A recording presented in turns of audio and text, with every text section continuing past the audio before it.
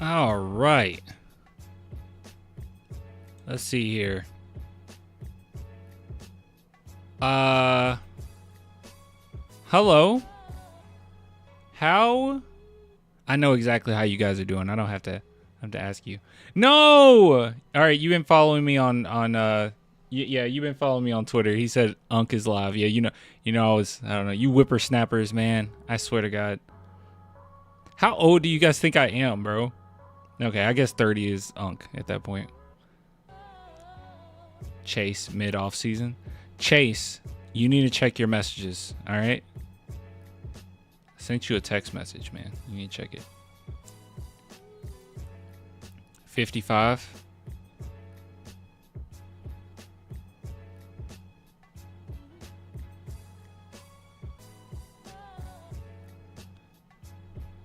My teacher had to try to flunk me in junior high. Thanks a lot. Next semester, I'll be 35. 37 plus is Unk age. It doesn't really matter. It's okay. I'm not actually offended by it. I can care less.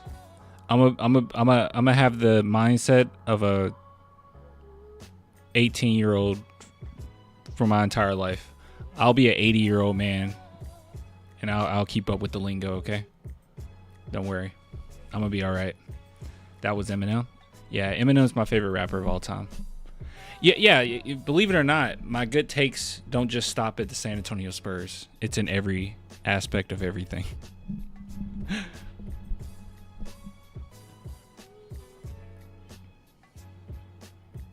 No way, you're not 42. I never said I was 42.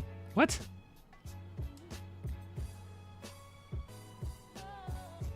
Clan, don't do that again.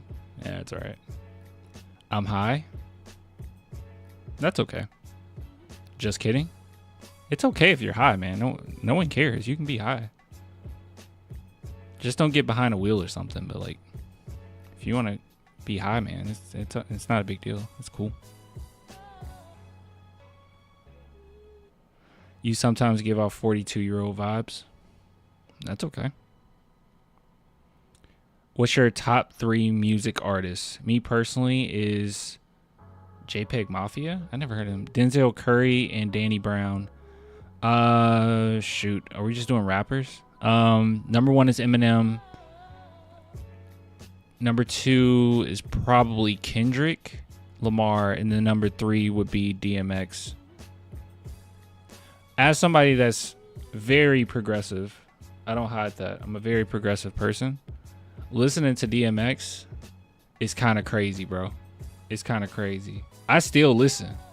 I still love it. But man, stop, drop. Man, he says some things where it's like, what, why would you? You cats can lick off the plate all you want, but not D. It's like, are you okay? Love DMX.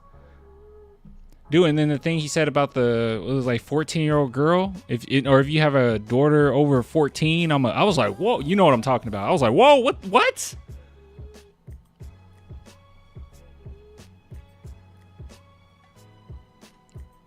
I love DMX, bro.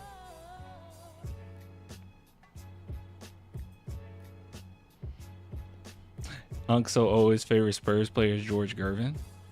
Actually, my favorite Spurs player is Emmanuel Ginobili.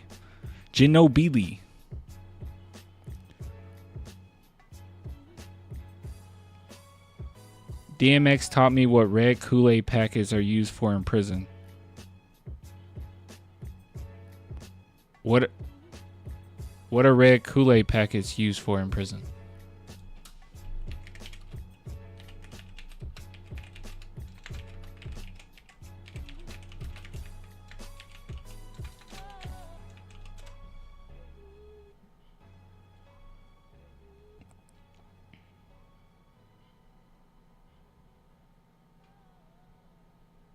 Okay, let's see. As intended, they can be used to make flavored drinks. Okay, yes, as intended. Recipes. Inmates use Kool-Aid as an ingredient in other prison recipes. Okay. medicinal use in hospital settings. Kool-Aid have it. Okay, AI doesn't know what it's talking about, does it? What is it used for? They mix it with Vaseline.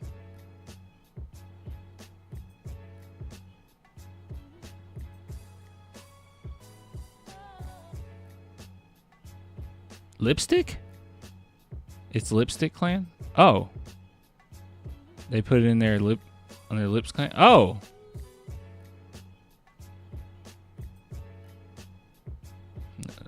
Well, yeah. The boys got to have fun too, I guess. I don't know, man. DMX was hiding something. Chat took a weird turn. I did it. I just did it. I asked. It's my fault. I literally asked. I didn't know. I tried to look it up, and yeah, you know when you look up something on AI and you just know that AI doesn't know what it's talking about? It was one of those situations because this is like, there's no way. Like, guys, let's get back on schedule. Well, this is interesting. I mean, learn something new every day. I didn't know that. I never been to prison, so desperate times for DMX. Hey, he had to do what he had to do, I guess. Oh.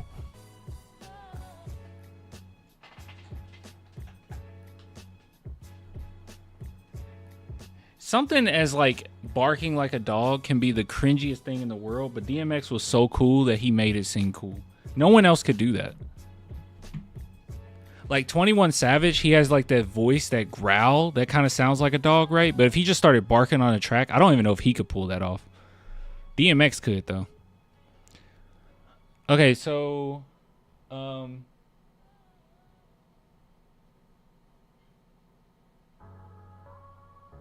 right, let's do this.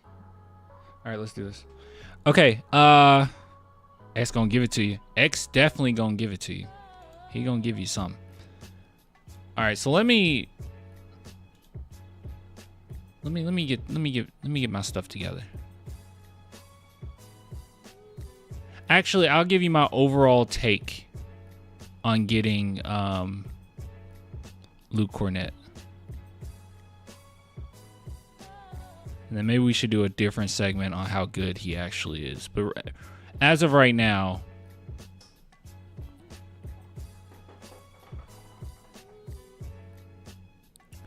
all right, here we go. Okay, guys. Chat-a-tat-tat. This is a phenomenal deal. Okay? This is exactly what we've been waiting for. Okay? Like the SpongeBob meme. This is exactly what we've been waiting for. I've wanted Luke Kornet, and I thought that this would be a really great pickup. So, as you guys know, the San Antonio Spurs picked him up. Okay, not only that, they signed him to a 4-year deal. Now, from my understanding, that 4th year is a team option. So, I mean, by that point, they'll know whether or not, they want to keep him. A lot of guys going to be up for extension. So, it makes sense for them to just kind of reevaluate some things on that 4th year. I saw some people saying that this is too much money. I saw some people praising this deal. I'm one of the people that are more in the praising side of things. It was reported initially that they would have to use the full MLE, which would have been 14.1 mil. Didn't do that. This seems like it's going to be extended out, where it's probably going to be somewhere like 9 million and then go up. But yeah, this is a really great deal for this player. Now, before I tell you why I really like Luke Kornet, I'm trying my best not to look over here because I know now my camera is moved, right? Camera's here now. All right. But I do want to talk about this before I talk about why I really like Luke. So DeAndre Ayton, okay, there's been so many Spurs fans talking about all these different players that we should take, right? I heard Clint Capella, I heard Ayton. Who was the third, chat? It was another name. Who's the third, chat? Who's the third one? Who's the third? Come on. You guys got to be quicker than that. Who's the third? Yeah, Lopez. No, it wasn't Lopez. I heard Bobo, Al Horford. No, it wasn't. I already said Clint Capella. Okay. Okay, maybe it was Lopez. Looney, Sharp. Yeah, it was quite a few. Not Cam Johnson. John Collins, that was another one I heard. Okay, so yeah. It was quite a few. You guys are naming off a bunch of people. You're right, though. It was all those people. It was so many. And what really frustrated me about this whole situation is I felt like a lot of fans just want a name, right? Like, a lot of people just want a name. They're like, oh, Clint Capella. When's the last time you watched Clint Capella? Let's be real, okay? When was the last time you actually watched Clint Capella play? Like, be honest, okay? It's okay. Just be honest, right? John Collins. When was the last time you seen John Collins play? When was the last time you seen DeAndre Ayton play, right? You don't actually want these players. You think you do, right? This is the guy you actually want. Spurs fans have praised Mamu like crazy, which I don't know if Mamu's going to be back, right? I assume that he won't be. But they praise Mamu like crazy, and why? Because he has high basketball IQ, right? Even though he's undersized for what we need, even though he doesn't bring the defensive side of things that we need. But Luke Kornet is every single thing that we wanted, right? But focusing in on DeAndre Ayton, he's one that I just couldn't get with, man. He's one that I just didn't understand, because I know if we're talking 2020, sure, you can think back fondly of DeAndre Ayton, but there's multitude of different stories with Ayton where I was just turned off by the idea of bringing him to the Spurs, right? One thing that comes to mind, and shout out to Swish Hill for bringing this up to me. Completely forgot about this. DeAndre Ayton missed a game in 2024, at the beginning of 2024, because he got iced around his home. He didn't prepare for it whatsoever. So he got iced in, and he wasn't able to get to the game. And he even had people from the Trailblazers come to his home to try to help him get to the game. And I want to say, hey, it is what it is. Sometimes that happens. But everyone else on his team was able to make it there. DeAndre Ayton out with ice. Not only that, you have all those different plays where it's very obvious that he doesn't show effort, but I do want to show you why I really didn't want Ayton, okay?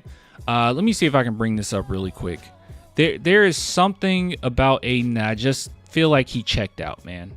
I feel like he checked out. He was not somebody you actually wanted. He's just a name. Absolutely checked out. Let's see if we got here, because I posted a lot today, so I have to kind of decipher through everything. Here we go. Big shout out to Betsy. Betsy posted this, and she said the DeAndre Ayton career arc after signing the max extension in the 2022 offseason is objectively hysterical. You can see here, played his butt off, got his deal, and just tanked. His Darko just absolutely tanked. Now, here's a comparison, though. Okay, now this is something that's interesting. So here's a comparison. Let me show you a comparison really quick. Let's see here. Because when I posted this is from Loic. So he posted this under one of my posts here. And he basically showed the difference, the trajectory of Darko between DeAndre Ayton and Luke Kornet. And you can see here that Luke Kornet is constantly going up while DeAndre Ayton was going down.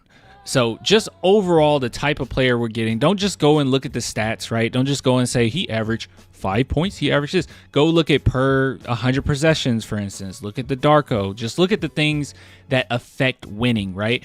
And when you look at everything that affects winning, he is the guy you want. He is absolutely the guy you want. Hold on. I got another one for you. Let's scroll on up. Let's scroll on up a little bit, chat. Hold on. Where is it? Here, I'll show you. All right. So I'm shouting out a lot of people, okay, because Twitter was on their stuff today. So this is Spurs Believer, and he posted a bunch of different advanced analytics when it pertains to Luke Kornet. Oh, let me be careful with this. You know how copyright is. And he is constantly in the higher echelon of the percentiles, man. 98th percentile in net rating, 92nd percentile in on and off court. Like, it's ridiculous. It's ridiculous. Now, this isn't a star player, right? It's not a player that we're gonna get and we'll be able to just put the team on his back or anything. This is just a player that we need. We just absolutely need him. So what do I think that he's good at? Just about everything that oh crap. Camera's here. Just about everything that we need, right? He's a high basketball IQ player. He's a very good defender. He can put pressure on the rim. That's kind of everything you really need right there, to be honest. One thing that is pretty impressive is the fact that he can shoot threes. Now, is that something the Spurs going to ask him to do? Not necessarily, right? He kind of changed the trajectory, I cannot speak, of his career, in which he doesn't shoot as many threes as he previously did. But he's very much so capable of doing so. He has the most threes by any 7-footer in college ever. So he made history there. But if we look at here, we can look at a box score. Because some people try to bring up to me, they're like, what do you mean he doesn't space the floor? Which we probably won't ask him to do it, but he definitely can, right? It's in his bag if we need that from him in year 2, year 3, or we ask that of him. He's capable of doing it. But we can see here early on in his career, he did do that. He shot about 4 threes per game. He gave you 35% his rookie year, 36% his second year. And funny enough, that's why he made it to the NBA. It was based on his shooting. He changed things up in his career, and he went more towards and leaned more towards attacking the rim and being a paint presence, right? And that's done wonders for his career, right? And that's what the Boston Celtics needed. So the only thing I'm bringing up is that he's adaptable, right? So if we need something a little bit different, if we need, hey, we just need you to hit a 3 a game, can you just do that for us? I have no doubt in my mind that he's capable of doing that, right? So this is the perfect backup big man you could have gotten for the Spurs. He fits with us perfectly. I can only imagine how many lobs we'll be getting between him and Steph Castle if they're coming off the bench together. It's going to be a beautiful thing. And now, most importantly, and based on these advanced analytics, is that we'll be able to stay above water, right? He was coming off the bench, and even coming off the bench, he had a net rating of plus 15, obviously with a really great team. But I think it does show that when he's on the court, that he can keep the ship going, right? Like Wemby can actually get some breaks. He can actually sit down and rest, and everything isn't leaning on him on the defensive end. He can come in. Luke Kornet can come in, and we can keep the ship going. You know what I mean? That's all I have to say. I'm really excited for this. I think this is a really great deal. And I think that people that don't want him, I think it's a little misplaced, right? People that want Ayton, people that want Clint Capella, people that want all these different guys, I just think they don't necessarily, it's just a name. It's just a name. When I said that I wanted KD, it wasn't just because of KD's name, right? It was because KD was going to be cheap, and KD also would probably more likely play a role and be like the best role player in the NBA alongside our team. That's why I said, hey, KD will be a good, but it wasn't just the name. Let's not just go for guys just for the name. You know what I mean? Funny enough, Luke Kornet in a lot of ways reminds me of Jakob Poeltl. And I swear to God, if Jakob Poeltl came to the Spurs fans would lose their minds. So, but I think he's going to be a fan favorite pretty quickly. He's very likable, very funny. We can look at some interviews, in a different segment. But this is good. This is a good pick. Let me see if I can look at some of these chats, see if I agree with any of you guys or what you have to say. Exactly. This dude is our Hardenstein. That's a good take. That's a good take. I think he's better than Hardenstein, though. Let's see here. He got bowed from the sophomore rookie centers. Let me see. Kornet stopped shooting threes for some reason. It's. I mean, he just went a different trajectory for his career. Teams needed different stuff out of him, and he adjusted. It's kind of funny. It's kind of weird because a lot of times with big man, we see the opposite, right? Like they start off in the paint, and then teams need you to be a better shooter, and then you become a better shooter. But he did the opposite. He did the flip side of that. Top 8 defense for sure. Possible top 5. I agree with you. Like, this is going to be a really good defense we have. Chad is going to say Kornet is corny. That's fine. We can call him corny. He is kind of corny. He's funny, though. Spurs bench will be just like starters. Kind of. I mean, our bench would be like mediocre starters. Yeah, our bench would be mediocre starters. Not good starters or great starters, but kind of mediocre starting. A lot of depth, though. I'm not banking on that, Tony. He said he hopes he elevates Keldon Johnson's game. There's lots of... I thought Chris Paul would elevate it, you know. I don't know. He's a lob threat. Most of his shots at the rim were alley-oops. They called him corn on the lob. Yeah, I heard that. And one thing to keep in mind as well. Hold on, I'll show this. I'll end it, at least this segment. We got other stuff to talk about, but I'll end it by bringing this up. Look at this, y'all. This is a telltale sign of how good a player is or how valuable a player is to a fan base. This is how Celtics fans are reacting to the news. Okay? They're absolutely losing it. It's from Dan Greenberg. Had 4,000 likes. And there's plenty, except for this guy, dude is Kornet, relax. But there's plenty of people quite upset that he's gone, right? They really loved him there. And this is how we reacted when Derek White left, right? Celtics fans were a little confused, like, hey, how good is Derek White actually? You look at Spurs Twitter, you know how much he meant to winning, how he affects winning, right? So not everything is just in the stats. He's that good. He's that good. All right.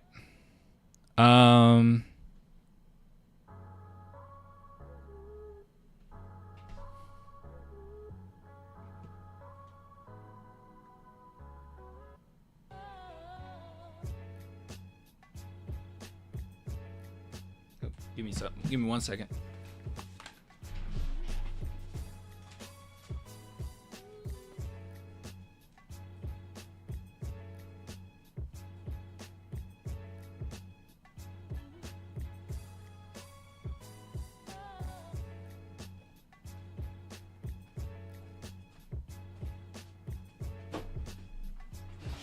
Okay, I'm back. Thanks for the super chat, RJ.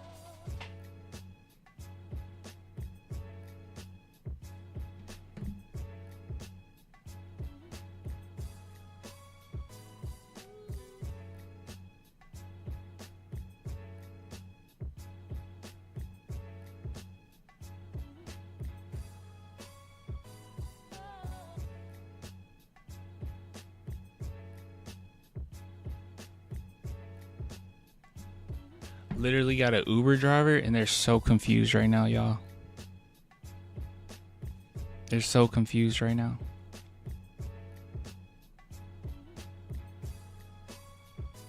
They're so confused.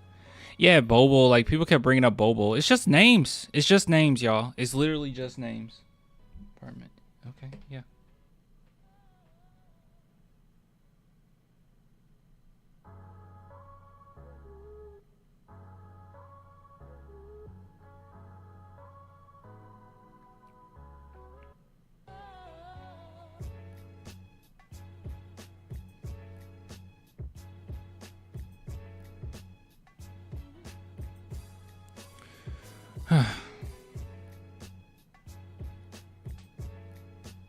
Who should we go after? Clang, Yabusele is who I want. Yeah, give me Yabusele.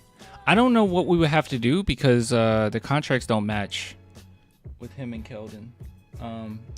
I'm being completely real with you guys. I think Keldon got to go.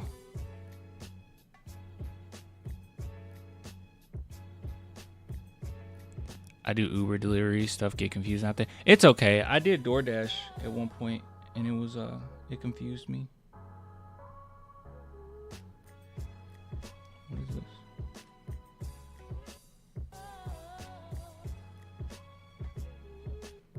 Oh wow. Oh wow. Okay, we definitely got some stuff to talk about.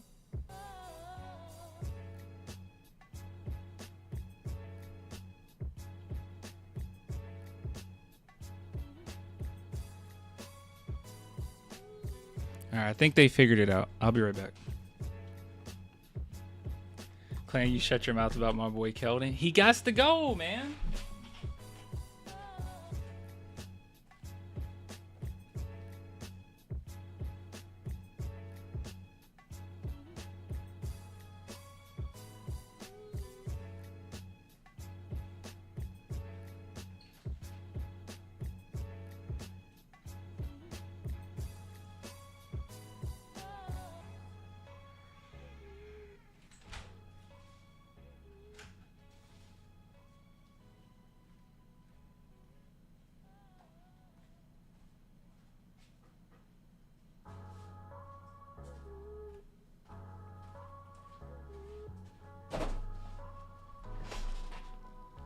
I didn't make bad decisions on the court. Don't blame me for Keldon Johnson having to go.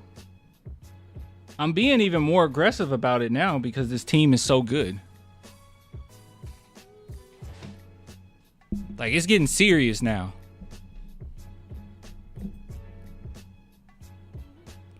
Yabusele isn't who we need. Well,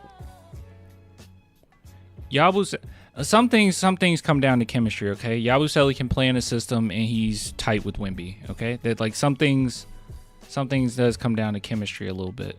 KJ, unfortunately, as talented as he is, he just doesn't fit in the system.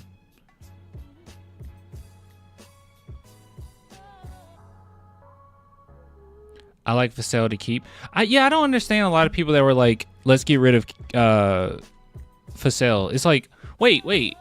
I thought we were only getting rid of Vassell for like a big name. I didn't know that now Spurs fans are just okay with trading Vassell. Like, Vassell fits the team.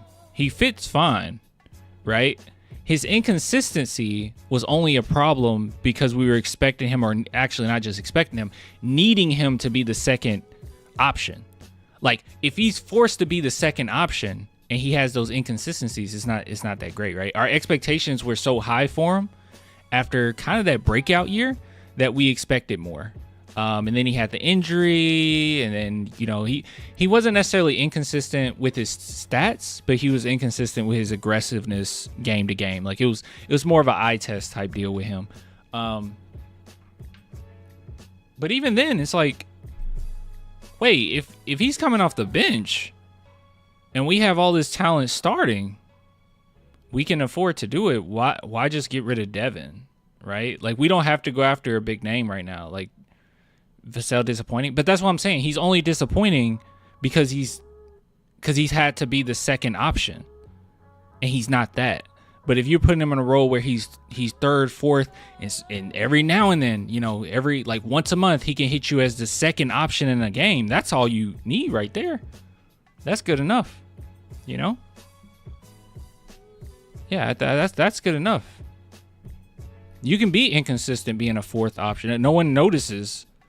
Your aggression level is inconsistent. No one notices because you have Fox, Wemby, and Harper, right? Probably even Castle, and you know, every now and then. Danny Green type, yeah, like limit his role, and he's fine with that. That's the problem with Keldon, right? Like, you try to limit his role and say, hey, we just need you to be a spot up shooter.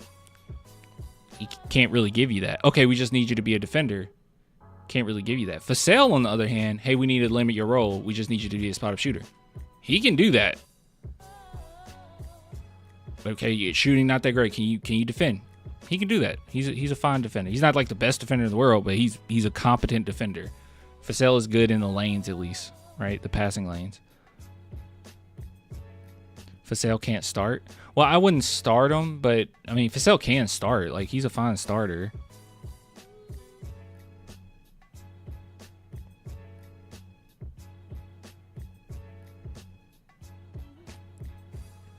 $30 million for a spot up shooter, okay defender is kind of rough. It's gonna have to need some adjustments, but I mean, it's not 30 million. It's going down. It's about to be like, isn't it about to be 24 mil or something like that? And if you do compare him to other guys that are making the exact same amount, they're not. Yeah, they're not that great. 27 million. Oh, okay. Nope. I thought it was going down to 24. Am I tripping? Hold on.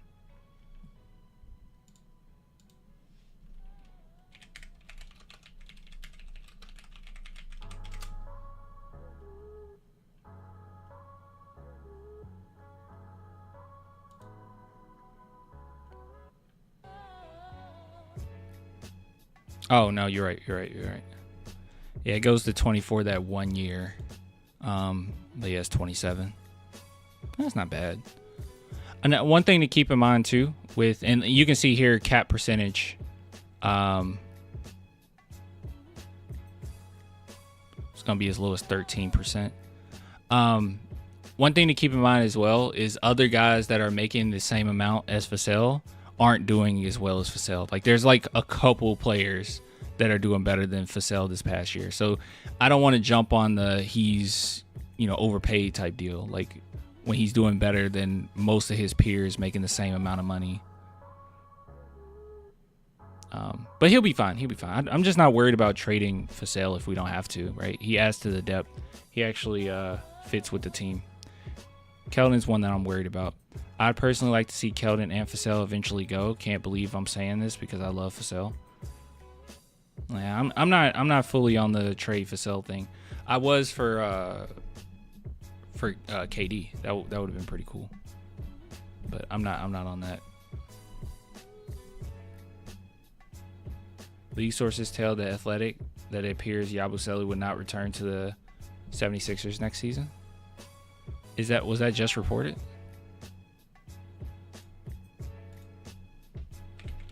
Or was that earlier?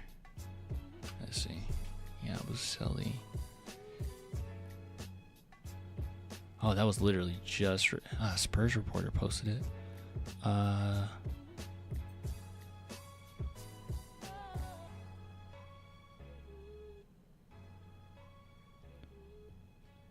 He's in serious talks to deal with the San Antonio Spurs, apparently. Okay, this is like 20 minutes ago. All right.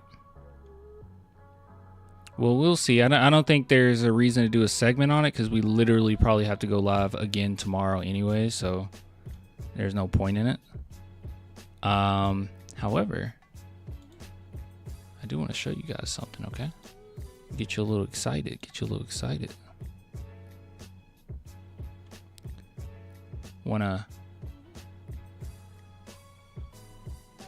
I want to show you guys something quite neat. Okay? So you remember when I said, and I do the same thing. It's just certain players, man. You just can't just look at the box score, right? You just can't do it. You have to look at advanced analytics. You have to look at some stats about them outside of the box score. And Kornet is definitely one of those players. I always say that about Sohan, but he is one of those as well. Here's something that was sent to me. Kind of dope. This is from Synergy Basketball. Kornet finished 4th in the NBA in field goal percentage allowed in the restricted area defensively among players facing over 250 shots. He fell only behind Daniel Gafford, Chet Holmgren, and Victor. We're cooking, y'all. We are absolutely cooking. Okay, so when we picked, I didn't mean to do that. When we picked up Carter Bryant, I immediately said, okay, we're a lot to deal with, right? This is overload as far as defensive talent, right? You have Steph Castle, who's a great defender, great point of attack defender. You have Jeremy Sohan, who's a pretty elite defender. Now you have Carter Bryant, who's also going to be a pretty elite defender. One thing I really like about Carter Bryant as well, by the way, is he has the fundamentals defensively down, like to a T, but he also makes some of those bigger plays. So I think fans are going to really love him. Whereas Sohan, he's the type of defender where he doesn't take too many risks. So you're not going to see a bunch of like steals, a bunch of blocks or anything like that, because he tries not to get in foul trouble. But he does make it extraordinarily difficult for whoever he's guarding, and he gives really great contests. But anyways, just saying, there's a lot of defensive talent that we have. Obviously, Wembanyama being a generational defender, and Luke Kornet is a perfect backup center. Literally a perfect backup center. And he's great defensively. The Spurs literally got the best backup center available in this offseason. So yeah, just a little stat for you, okay? As many stats that I find, I'm gonna drop them for you, okay? I promise. He's a steal, absolutely, great stat, ridiculous stat, 4th in the NBA.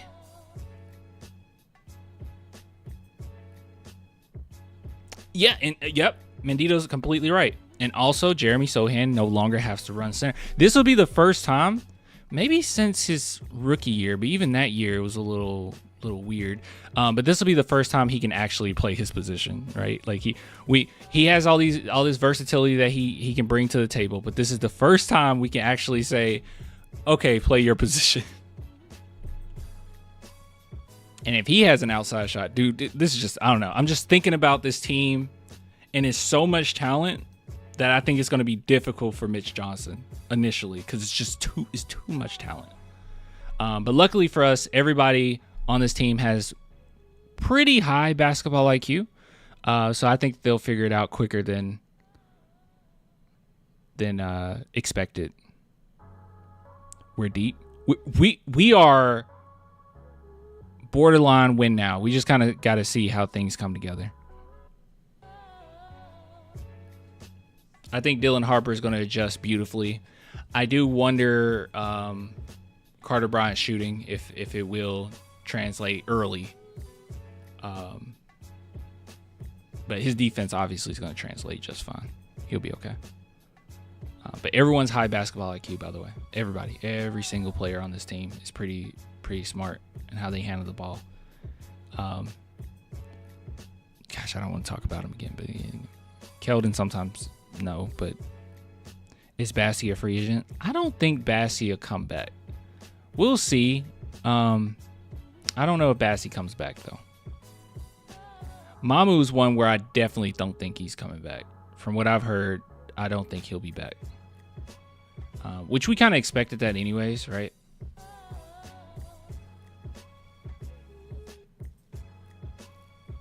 Bench, Harper, Devin, Keldon, Sohan, Kornet. Yo, that's a crazy bench. Then who would you start? Wait, no. You can't start. So you're saying you would start Carter Bryant. I wouldn't start Carter Bryant day one like that. No. He's gonna take a little easing in. He's gonna take some time. And I don't want him being I mean, he's capable, but I don't want him at power forward if he doesn't have to be. So I'm not okay with that. My starting lineup would be De'Aaron Fox, Dylan Harper, and this is just because it makes the most sense. Dylan Harper, Harrison Barnes, Sohan, Wemby. Like that will be my 5, right? You get a nice balance, set the tone defensively with Sohan and Wemby, obviously. And Harper's a pretty good defender as well. You got some really good shooting there. You have a dynamic player in Harper, and then coming off the bench, you can have Castle run things, and they would just absolutely destroy second units. My God, Castle and Fasel just run through them, bro. Castle can play small forward, yeah, but he doesn't have to. Like, I don't want to force him at small forward if he doesn't have to be there. He's capable, but let him run point off the bench. Harper is not a pretty good defender. Yes, he is. He's a pretty good defender.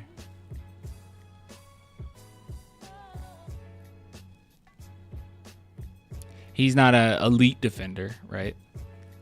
I wouldn't say he's a great defender, but he's a pretty good defender.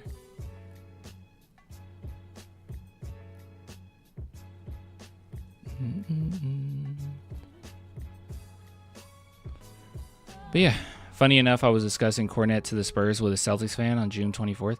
Celtics fans are really sick right now. They are losing it. They just, I don't know, man. They just put, I mean, that's a whole nother discussion, but they just put so much money into, they had so much depth. It was kind of ridiculous how much depth they had to have around that team, around Tatum. A little too much. No room for Malachi now, sorry. I disagree with that. I know that we're kind of off the topic of Luke Kornet right now, but like I think that's important just to bring up just really quickly. Malachi Branham, he's, I don't know if he still is, but last season, he's basically one of our best three-point shooters. We just didn't utilize him that well. So like I said, you know, as long as you can kind of fit within a system, you can bring either three-point shooting or defense. You know, if you can't do some of the other things that make you really great, right? Because Malachi Branham, he's actually really good around the pick and roll. More than likely, the ball won't be in his hands, but how is he as a catch and shoot three-point shooter? He's pretty decent, right? So, like, I think there's a place for him. It's just more depth, right? Julian underrated. Julian is underrated. Julian is a little bit underrated. I don't know. It's just so much talent now. We just have so much talent. Talent overload. Branham don't belong in the league. I don't agree with that. I don't think that's true. Anyways. What I was gonna say about Tatum is like, doesn't it seem like, is it just me or does Tatum need too much? Right? And I don't mean it like in a LeBron sense, right? Like he's being annoying about it or anything like that, or he's doing some of the GM stuff. But I mean it as in, I think it's kind of ridiculous how much talent they needed around Tatum to win that championship. You know, it's like Tatum is like a superstar, but sometimes he has the mentality of someone that just settles. So it's a weird, I don't know if you guys know what I'm saying with Tatum. It's weird. It's like he's really good, but why does he need a lot of talent to make that, to catapult into the finals and win in the final? Like he takes it so much.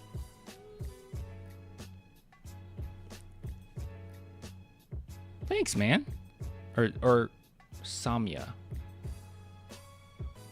I'm not sure your gender, but thank you. Say you didn't say hi, so here's a super chat. I'm concerned about the spacing in the starting five. We have a lot of drivers with Fox, Castle, Harper, only Barnes. Hold on, I got you. First off, like I said, I wouldn't start Castle with Harper, but give me a second. This is why I gotta save things, man. Shoot, hold on, let me think for a minute. Did I repost it? You stick around. I'm going to it. Just give me a minute. I'm gonna keep scrolling until I find it, because you don't have to worry too much.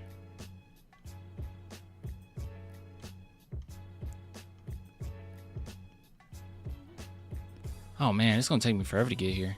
I like too much.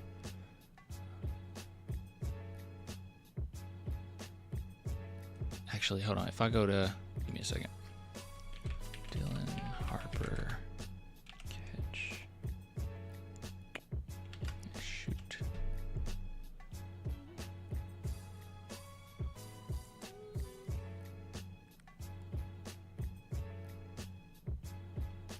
Or maybe if I type in off ball. Oh, here we go. Yeah, cool. Here we go. Yeah, so I wouldn't worry too much about that at all, bro. Check this out. So this is a post, really good one. So he's 86. So as far as Dylan Harper's concerned, he's 86th percentile in college on spot up scoring, right? So he can score spot up, pass it to him. He can do his thing, right? 43.2% three. And then he's 91st percentile as a cutter. 1.5 points per possession. So I just would not worry at all about how he'll fit being an off-ball player. You know, he's totally fine, totally comfortable in doing so, and one of the best in college at doing it. So, you know, he's adjustable. He's one of those guys kind of similar to Castle where he can have the ball in his hands and be very effective, but the ball doesn't necessarily have to be in his hands for him to be effective. So him being an off-ball player is like completely fine. He'll fit. Don't worry about spacing.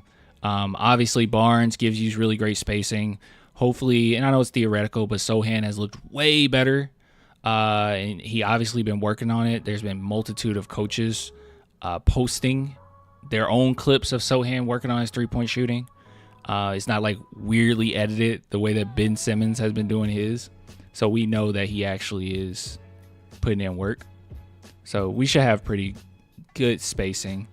And Fox is one where even though he's not like the best three-point shooter in the world, he's so elite at putting pressure on the rim till like a lot of times it doesn't matter that much. Like he's just that elite at it, you know?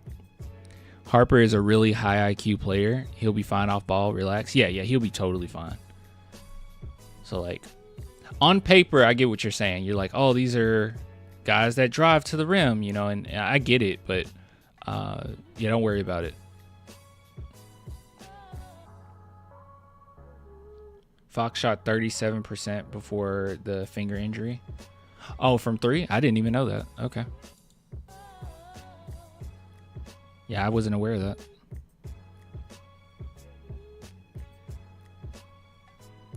It's like y'all don't listen when people say the game is positionless now. Yeah, that too. Yeah, it is positionless. It's not it doesn't have to be like set in stone. It doesn't have to be the picture perfect, you know. Is this player this size? It's like not really. The only thing that definitely needed to be picture perfect was our backup center, and we got it. Like that was the only thing that needed to be picture perfect. He needed to be tall. He needed to be a good defender. He needed to be strong. He needed to be as close as a traditional center as humanly possible to keep us above the water when Wemby sits. That's the only thing. Everything else, it was flexibility. Sohan is flexible. Carter Bryant is flexible. You know, Harper's flexible. Castle's flexible. Let Blake Wesley go. Not if you don't have to, right? I guess it just depends. Not if you don't have to. I want Blake Wesley here. If he can stay, just let him stay. You know what I mean? Because I do like his defense a lot. Blake his cheeks, bro. Guys, we have 15 spots on this roster, okay? We still have like 2 open spots. Like they can be at the end of the bench. It's totally fine. But I do agree that, you know, with the team that we have, he becomes a little less relevant, but doesn't necessarily mean he doesn't have a place on the team at all. Like you need the end of the bench guys. Like it's totally fine. Like you have not every player is going to play. And I'm comfortable with if Blake Wesley does play, he'll do okay. He'll do fine.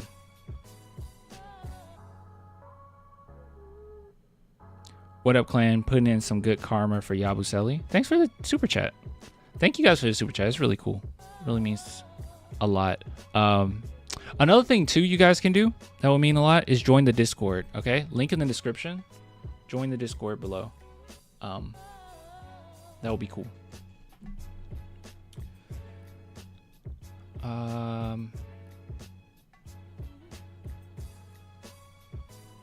Castle is a guy that needs to be more efficient year 2. Even if he's still shooting below 30% from 3, he needs a field goal percentage above 45%. Yeah, of course. It kind of shows how good he is that a lot of fans didn't complain about his poor percentages because you could see how he affected the game in so many different ways than just his stats. But yeah, obviously he has to be more efficient. Like you can't shoot like that forever, right? Forgot Bryant. Yeah, Carter Bryant is really good. It's starting to. We're starting to get to that point. You guys remember in 2016? You remember in 2016 where we had so much talent that we started forgetting like some of the guys we had. We were like, oh crap, yeah, we do have him. Oh crap, we do. Like it's starting to feel like that. This team isn't as good as 2016. They got to prove that, obviously. Like, they're not that, but it's just so much talent.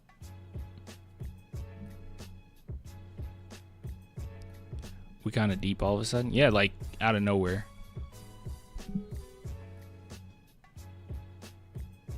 Carter Bryant is too raw, just a role player at best.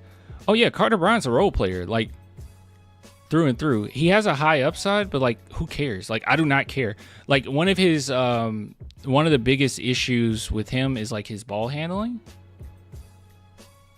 Okay, so like, we don't need that. We don't care for that. You know, can you be a Bruce Bowen for us? Just be a role player.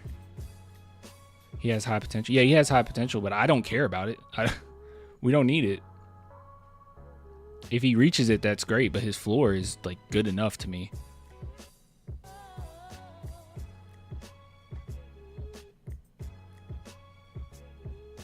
At best, a Bruce Bowen? I meant more like flourish is a Bruce Bowen.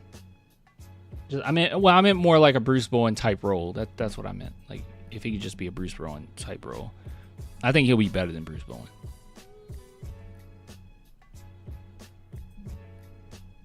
I don't know if that's controversial or not. Bruce Bowen was a role player, but he was a really great role player. But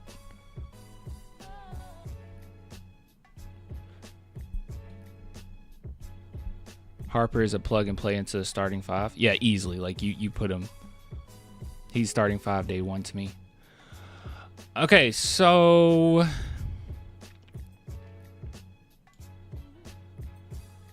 let's look up that news you guys mentioned. Somebody mentioned Yabusele. I think it was Chase. Let's see here. Screw it. We'll look at it. Yabusele, one of Wembanyama's best friends. It seems here it's very unlikely he will be returning to the 76ers. Such a sad, sad day if you're a 76ers fan. Great day if you're a Spurs fan. We'll see what happens. So it says here the Philadelphia 76ers have their focus on bringing back Quentin Grimes and Yabusele in free agency, but that's the thing about free agency. What players do is not necessarily in their control. Grimes is a restricted free agent, so the Sixers have a chance to match any deal, but Yabusele is unrestricted. That means Philadelphia's options with him out of its control as it moves forward in free agency. After the Sixers agreed to deal with Trent Watford in free agency, it appears that the chances of Yabusele returning are slim to none. Reports are coming out now that his return to the Sixers is unlikely at this point in time. All right, Yabusele averaged 11 points, 5.6 rebounds, 1.2 assists for the 76ers in 70 games and returned to the NBA. He spent 2 seasons with the Boston Celtics before heading back overseas for 5 seasons and making a splash with the Sixers. It appears now he will look for his next opportunity in basketball. So it has been reported that the Spurs are being aggressive. Okay, very aggressive. Let me see if I can find this. Spurs. Let's see here. They are going after him. Okay. Is this it? This is from 2 days ago. There we go. Yeah, they are after him. So here's an article here. It says Spurs eye Yabusele, and we already know about how that happened, right? To straighten the front court ahead of the NBA free agency. As the NBA free agency negotiating window is right around the corner, the San Antonio Spurs are reportedly setting their sights on fortifying their front court with the likes of Yabusele. Like, it's so crazy how much depth we're getting so fast. Hopefully we can grab him. Team chemistry could be a key in Spurs' efforts to sign Yabusele, who I mentioned this like 30 minutes ago, who played with Wembanyama on France's Olympic team. San Antonio hopes that connection helps them land the French forward as they aim to end a 6-year playoff drought. Dang, it's been 6 years. They may use their $14 million MLE to sign Yabusele, who average 11, 5.6. I don't know if they will, because they just spent like only 9 to 10 million on Kornet. I don't know if they're going to do that. Moving over to the financial aspects. Athlon Sports notes that Kornet, an unrestricted free agent, may be like, okay, we don't worry about that. Yabusele's courtship gains momentum. The Spurs also have eyes for... Okay, we know about that. All right, but we do know that the Spurs have been eyeing Yabusele. Things are heating up. They might have already completed interviews. I'm not sure. I think earlier they did an interview with Kornet and went ahead and grabbed him. But I don't know if they did it with Yabusele. I'm not quite sure. If they get Yabusele, Sohan will play for the Austin Spurs. What's up with you guys, man? You love disrespecting our players. I don't know what's up with y'all. All right? Put that aggression where you need to put it, okay? Bully Rockets fans. I agree with you, Rubber Ducky. All right. So things are heating up. We'll see what happens. A few people asked me in the chat earlier, do I want Yabusele? Definitely, right? If anything, it's because of he plays very tough. Like, I will say that. He plays very, very tough. He kind of fits our MO at this point. But most importantly, he's tight with Wemby, and I just want as much chemistry as he humanly can around Wemby. And these are two winners who've won some big games together, right? So I do want to see that. I do want to see them play together.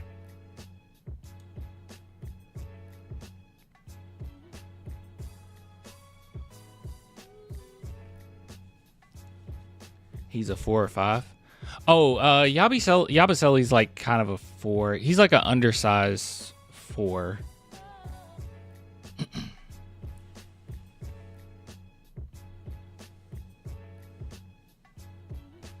Yeah, combo 4. There you go.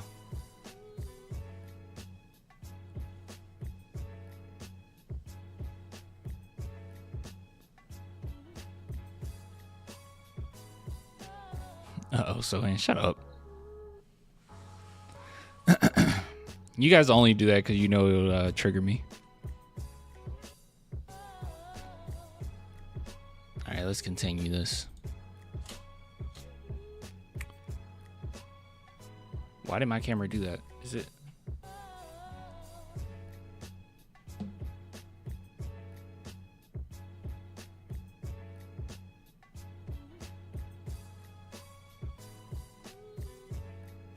Swishel, are you watching me right now? He's just sending so many stats. I'm just getting so much information thrown at me. Are you watching me right now? He might be watching me right now. All right. Another post. Basketball index here. Let's take a look. So this is their... Okay, this website isn't doing anything for me. I have to just go to the tweet. All right, here we go. Our boy, Luke Kornet, is one of the best rim protectors last season. And we can kind of see where he is. So as far as people that were better than him, rim protection-wise, 7. Literally 7.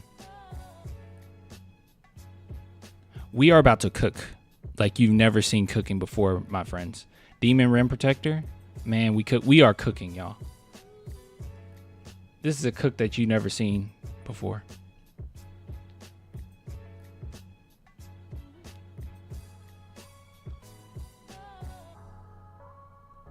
Honestly, I think that we're definitely top 6 in the West. I would argue. Okay, what is going on? Why am I still getting messages?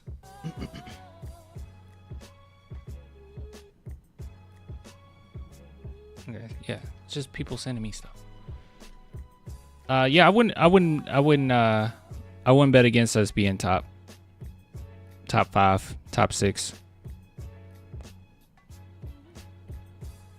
It's still tough. Yeah, West is still tough. West is still tough. Absolutely correct. He's a problem. He's an absolute problem. This is why it gets so frustrating, man, when people just look up a name and just say, oh, he averaged 5 points. It's like, okay. So? Do you impact winning? How are you as a role player? I'm sorry, were we expecting Luke Kornet to be our star next to Wemby? Like, why do we care? So strange. You guys are delusional. Wizard 8000. Are you a Spurs fan? Are you a Spurs fan, my friend?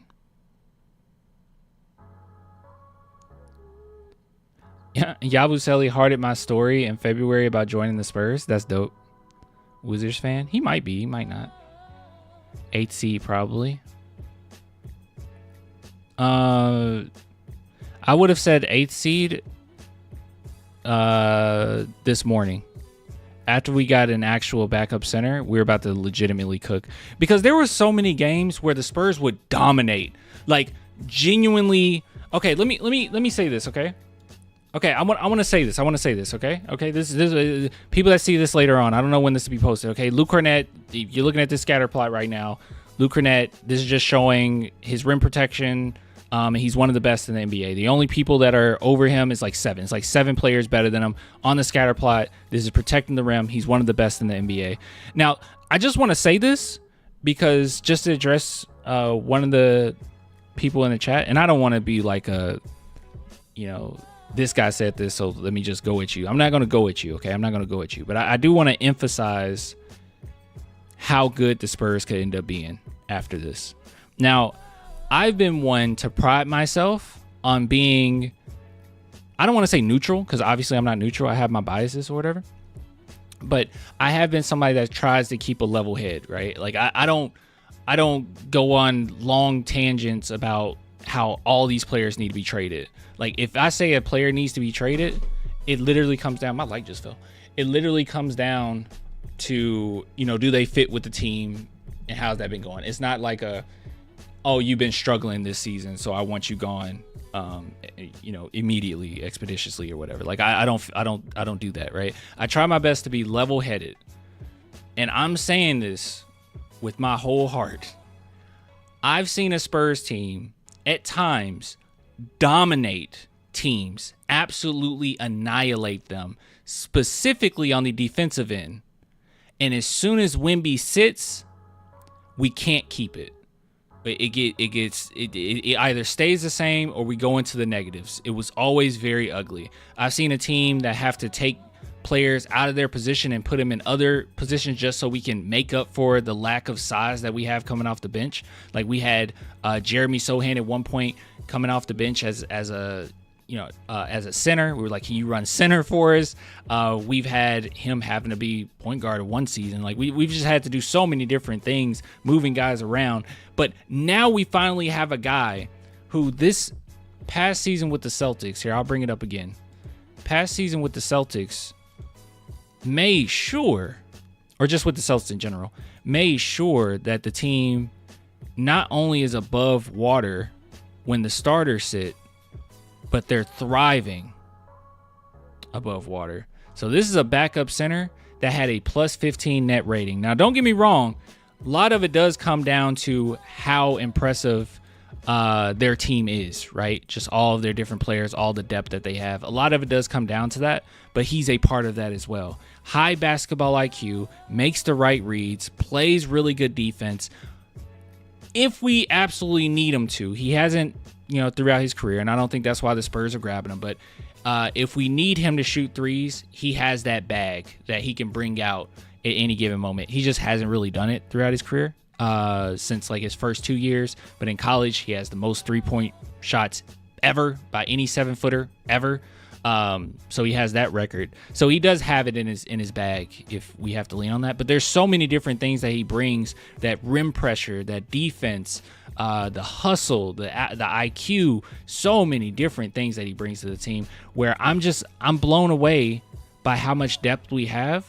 And I'm very excited with the idea that when we are dominating teams and we do take that momentum that we have in so many different games when it comes to our defense on the defensive end, that we'll be able to maintain that when Wemby sits. Because it felt like it was Wemby or bust. Like Wemby comes in, does absolutely everything on both ends of the court. He sits, and now we're just kind of screwed, right? I mean, I love me some Sohan, but Sohan's a role player, right? Like that's what he is. That's okay. And we have a team full of role players, right? And or at least we did. So it was just kind of this isn't enough. But now we have way more depth, way more defense, and it should be impressive. So I don't think that is. So when you say like, all right, you guys are delusional, Spurs aren't going to be that good, I think you're underestimating them a little bit, right? We still need a couple more pieces, I think, but I do think that you're underestimating how good this team can be. I hope you're right, Clan. Yeah. Like I said, I wasn't trying to go at you. I'm just saying, I watched a team where we would look so impressive. Starting lineup would look so impressive. And then Wemby sits. Like, we've had stats, y'all, where Wemby had like plus 20 net rating. And then the bench give you a negative 10. Like, it's like, oh my God. Can't keep anything up. But yeah. Sorry, I know that was a little ranty. Anyways, that's how I feel. One more move. I do want, I'm gonna be honest with y'all, I do want Keldon traded. I'm at that point now. Clan without Fox, we are back to being mid. But we do have Fox. He's a Spur. Once this team starts playing together more and more and they get chemistry together, we'll have one of those situations where, they can play without the starters. You can win some games here or there. Takes a lot, though. I think back on, like, the 2013, 2014 team, like, you could sit all your stars, and on paper, the team is mid, right? It's a bunch of role players, but they play so well together that, they can still put a lot of pressure on you.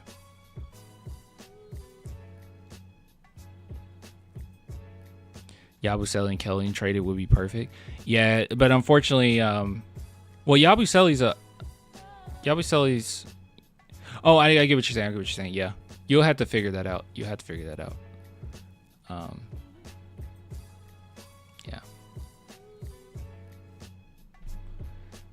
Clan, is that beanie Louis V? No. My girl made it. Major Payne movie is so underrated. Did you just watch Major Payne for the first time? It's pretty funny, bro. You're kind of hit and miss with those like 90s comedies or whatever, but Major Payne's pretty good. It's actually funny. But it's because the Wayne, bro. Like the Damian Wayans is actually hilarious.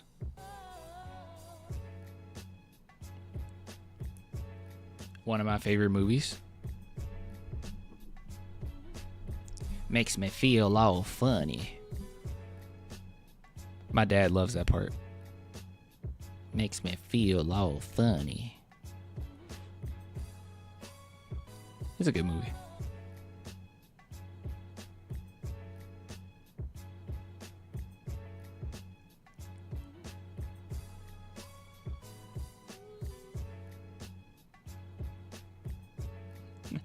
Killing is my business, ladies. Business is good.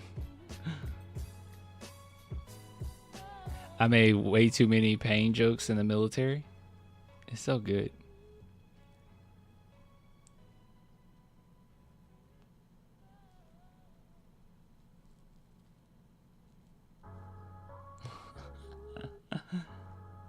All y'all bringing up all these Major Payne quotes. It's funny. Yabusele is a free agent, no traded needed. Yeah, I think what they were saying was they want Keldon traded and they want to get Yabusele. Not that you trade Keldon for Yabusele. That's what I was saying earlier. I was like, trade Keldon and then get Yabusele. But I don't know for what. I just know Keldon doesn't fit. But with how much money he's making for our cap, I'm assuming the Spurs are going to play him. Keldon for who? I don't really know yet. Training for who? I don't really know yet.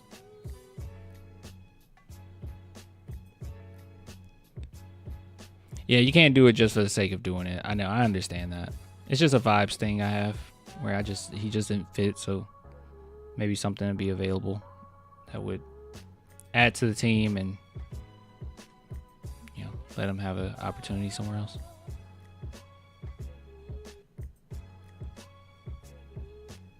We'd have to move off a contract, yeah.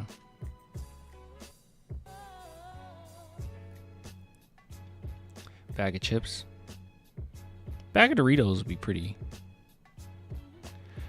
Clan, do you think that the Spurs got potential to be a top 4 seed next season? Right now, I'm gonna say 6. I'll say that we could be 6, but yeah, possibly. I think they could be really good, but I'm gonna say 6. And the only reason why I say that is because we might struggle to get some wins early on, just trying to adjust to things. But if they adjust fast, then I don't know. I think 6 though.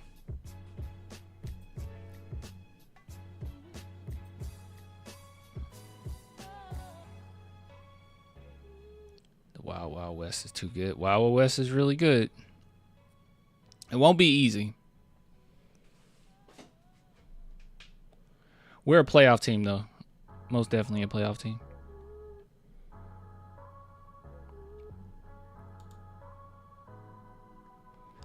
All right, this is the last thing I want to go over, but we have so many different things. As you guys know, I'll be going to Japan in about a week and a couple days. So there's going to be a lot of segments we go over. That's going to be posted by, over the course of me being gone. Clan, why is Wemby so cute? Genetics? I guess. Wemby is so cute. Genetics? All right, let's see here.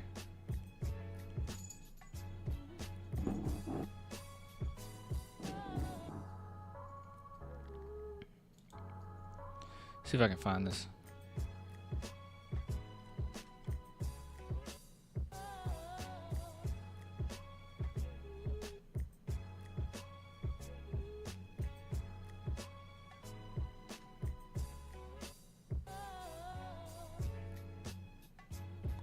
Someone tagged me in it.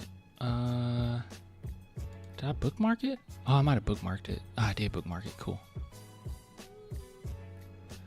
All right, so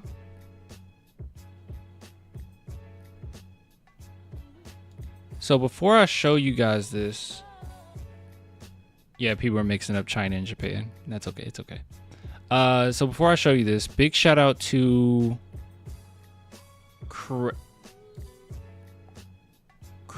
Okay, I'll let you guys tell me what Crade,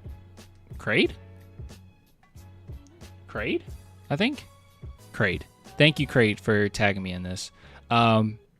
So he showed me this website that actually goes over our boy Luke Kornet. So as we can see here, this is an article about the most underrated players of 2025. So I do want to go through this and just kind of take a gander. Okay. I've only seen a few screenshots from this, so I haven't went over the entire thing. And I'm sure some of it we're just not going to understand if we don't really know the acronym. So if we don't really understand the acronym or they don't explain it well, please feel free in the comments whenever this is uploaded or in the chat, to just, say what certain things mean or what your interpretations are of this. So basically they just looked at all the underrated players of the NBA. So we can see here that this is, as far as you go up, further you go down, estimated plus minus. And this is player page views, basketball reference player page views. So logged. So this is how many players that are actually looked up. And yeah, you would actually be able to see, the amount of popularity amongst that group. And they gave examples here. You can see Daquan Jeffries all the way to the left, whereas SGA, Jokic, LeBron, and Westbrook are far to the right, right? So that it makes sense. They're very popular. And then right here, this little sweet spot is the most underrated players in the league. So we scroll down here, and this is where it gets fun, okay? I won't explain Darko, but it's one of the best metrics out there to see a player's impact, like by far. It's the best, and it shows so many different aspects that impacts winning. So if you're ever confused or you want to, you look up box scores or whatnot, and you're like, this player doesn't look that good, you look at the Darko, and you're able to see how good they actually are. So you can see here, 258th in page views, so very underrated, but 79th in DPM. So he is quite underrated. And I think it goes into it a little bit more. Let's see here. Top 10 pick and roll combos. So this is interesting. I haven't seen this. So minimum 400 pick and roll chances. All right. So we can see the top of the list is Tatum and Kornet. Number 2. Dang, I could have guessed Murray and Jokic. I don't know how many people would have guessed Tatum and Kornet. That's crazy. Because a lot of these we could have guessed. Siakam and Halliburton, yeah. Jokic and Murray, yeah. Allen and Garland even. Huh. And then you can see Wembanyama and or Chris Paul. We're number 7. Halliburton and Turner. Lillard and Giannis. So yeah, he's very efficient in the pick and roll. And that's going to be huge because we know Harper that's one of his best attributes is how he plays the pick and roll. If the Spurs can get creative with which I don't know if Malachi stays. I don't know. But if they can get creative with Malachi, that was something he was really good at in college. So we'll see. Real nice. Yeah, dude, I wasn't expecting that. I'll be real with y'all. So it says, so yes, Kornet looks good in part because he's surrounded by all-star talent, but that's not the only thing that impact metrics are capturing when they suggest he's been one of the best bench bigs this season. There's a reason why less sophisticated metrics, or like PER, which just rely on stats from the traditional box score, stop looking at that, also thinks Kornet has been a productive player this season. For instance, even though Kornet doesn't take many shots, he makes the most of it when he does. Yeah, I was just about to say this, yeah. He shot 69%. True shooting is nice, even for a center who lives off putbacks, tip-ins, and lobs. Kornet came into the league with a stretch 5, or as a stretch 5, but since arriving in Boston, he's quietly reinvented himself as a bruiser that feasts on the shots inside the restricted area. He's oh my God, I can't speak. He's all but abandoned his three-point shot since joining the Celtics, and it's resulted in a dramatic increase in the scoring efficiency. His career is playing out like the reverse of Brook Lopez. That's so funny. We just brought that up. I just brought up how like a lot of centers, they'll start off being bruisers and then have to learn to shoot, right? But he's the opposite. I do like that being in his bag, though, that I looked over there. My camera's here. I do like that in his bag, that he can bring it out, maybe in the future if need to. But that's not why the Spurs grabbed him, so he probably won't have to. The reinvention of Luke Kornet. How the big man learned to love to play big. Interesting. So what is this showing here? Average shot distance. Oh yeah, oh my goodness, that's a drastic difference. That is a drastic difference. This is why people always say or they make fun of big man. They're like, you're 7 feet tall, get in the paint. Yeah, wow. Jeez, went from 18 feet to 2.6 feet.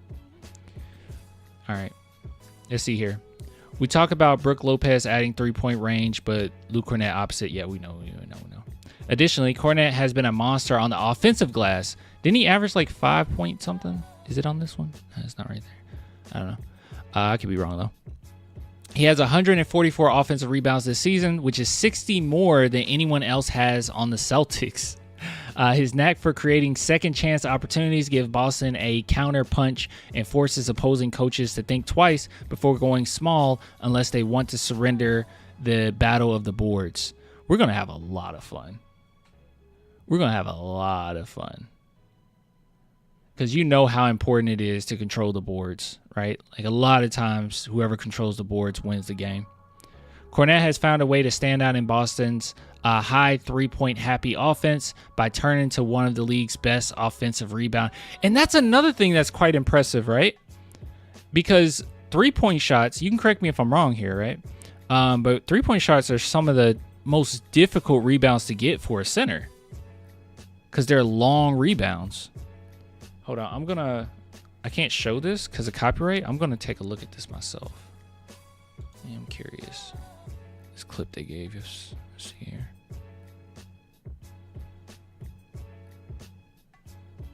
Oh, that was amazing put back. So I can show you a little bit. Not really, though.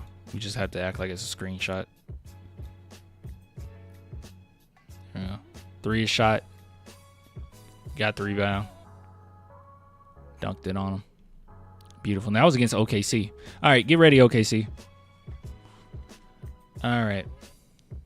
But Kornet's true calling card comes on the defensive end, where he's sneakily been one of the NBA's best rim protectors for several years now. Since breaking into Boston's rotation in 22-23, Kornet has allowed opponents to shoot just 54% within 6 feet of the basket when he's the closest defender. That's 9th best among all players that have defended at least 500 such shots over the time span. For context, Rudy Gobert is a 4-time Defensive Player of the Year, and he's just 1 spot above Kornet on this list.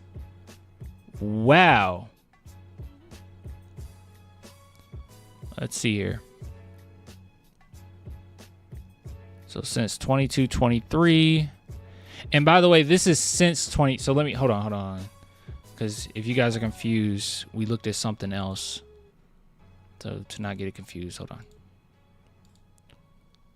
Let's go back to my likes here. All right, so this right here was for this season, from my understanding. So Luke Kornet finished 4th in the NBA in field goal percentage allowed in the restricted area defensively among players like Victor Wembanyama, Chet Holmgren, and Daniel Gafford. But yeah, this is for this season. But this right here, he's 9th over the course of several seasons. So they're giving us a larger sample size to work with here. And it just shows how good he's been over that course of time. And he's top 10 in the NBA right behind Victor Wembanyama.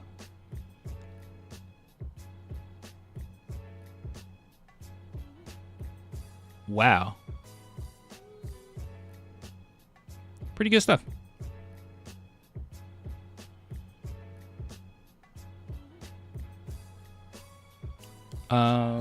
What is this?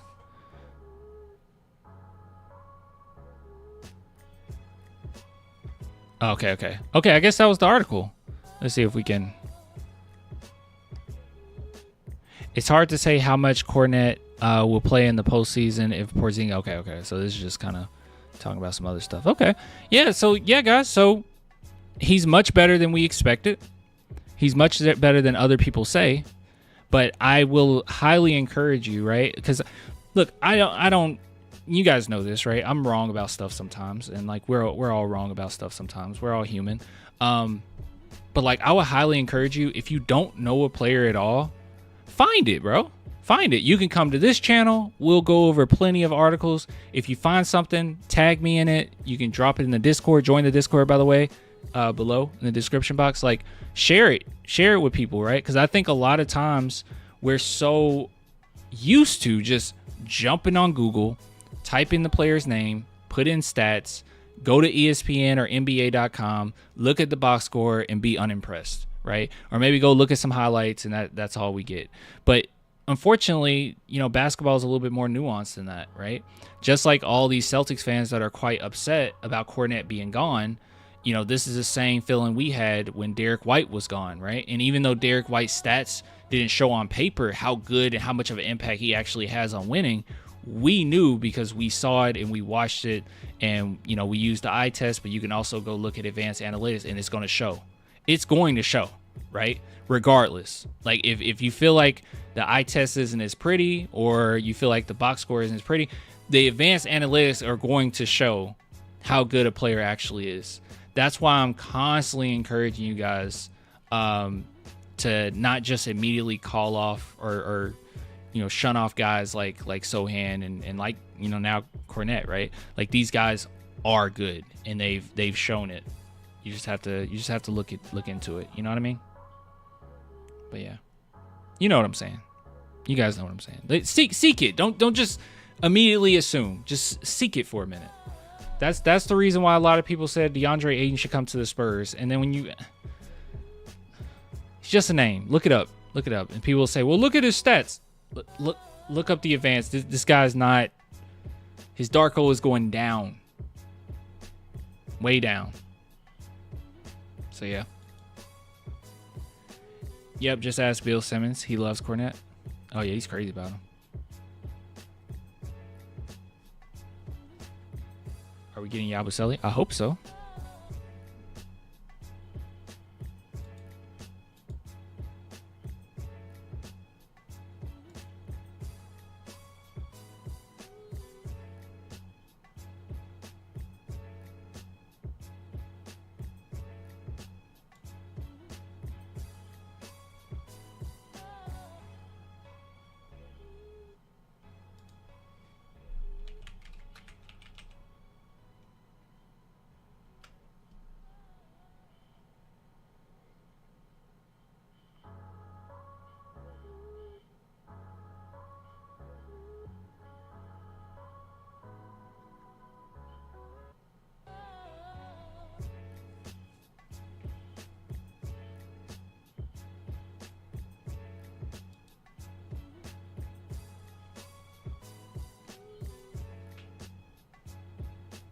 You guys hear about Trey Jones getting a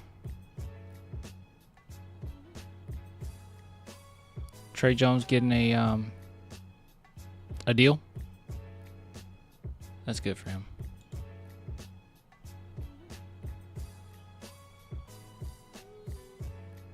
Yeah, he got a pretty decent deal. Was it like 23 years, 24 mil or something like that?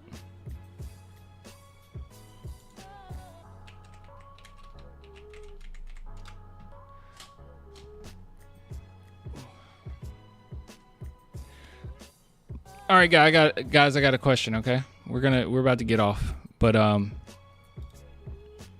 what show should I watch? That's my question. What show should I watch?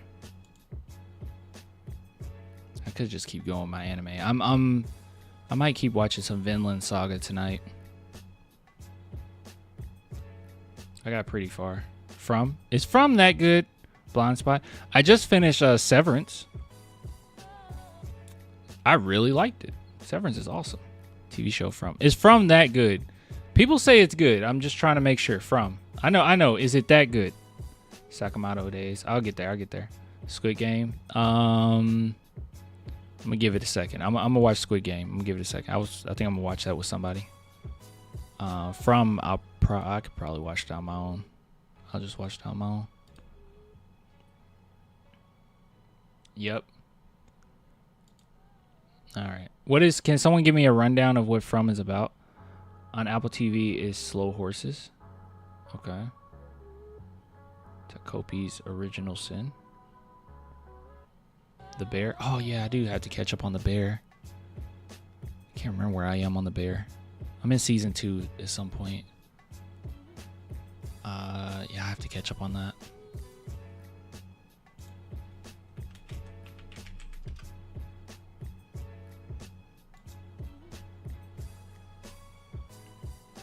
No, I haven't watched Kaiju number 8.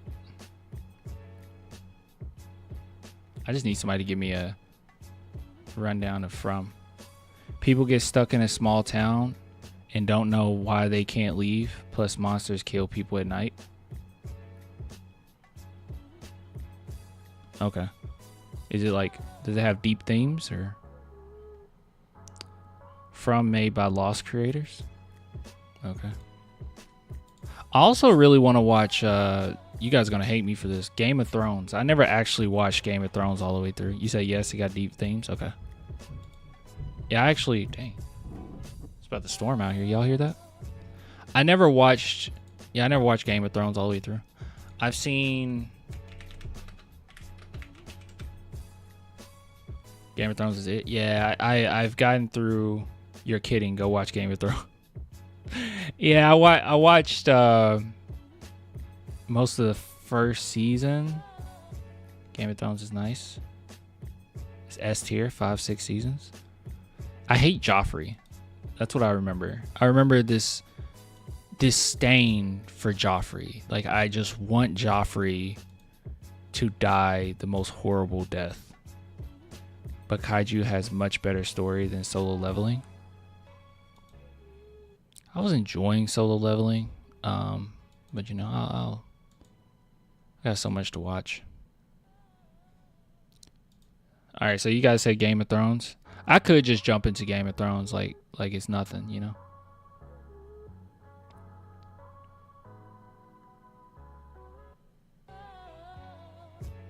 The Bear. I'm on season 2 of The Bear. I don't know. I only watched the Game of Zones. Yeah.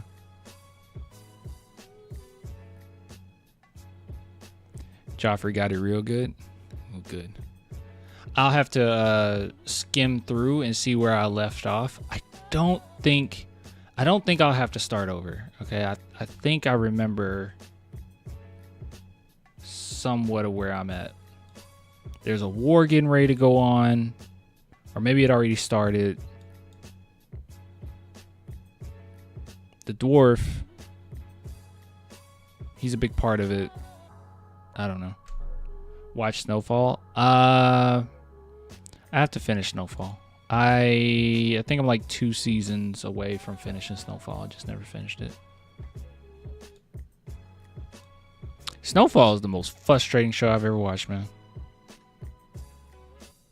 It has like the most interesting characters, and then they just cut to the most boring characters imaginable. I never watched a show where I genuinely skipped like the CIA stuff or like that whole thing. I will skip it, bro. I didn't care. I didn't care if I was missing out on vital information. Like, that's how much I hated that. I was like, this is so miserable. The acting is miserable. Hated the CIA stuff. It was so boring. It was so boring. I literally skipped it, y'all. Like, I know what the CIA did. I know what our government did. Maybe that's why it wasn't so interesting to me. But the characters were boring with them. I was like, I know what they did. I know that they did that. I know that they put drugs in impoverished neighborhoods. You would say the same about From? Not boring, but very frustrating. Wondering why they are doing what they are doing. Are the main characters like pretty, like make like questionable decisions or something? You guys should watch Severance though, for sure. If you haven't, Severance is really good.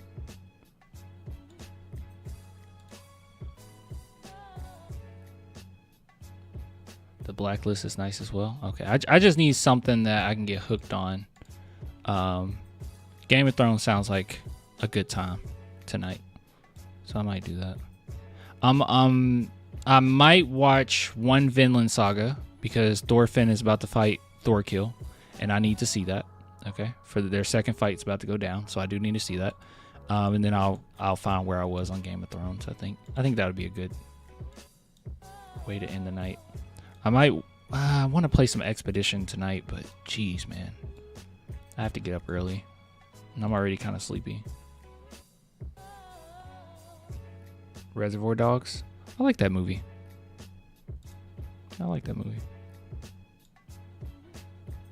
Quentin Tarantino is my favorite director of all time. But man, he loves to write the N-word. Oh, it's a show. Reservoir Dogs is a show?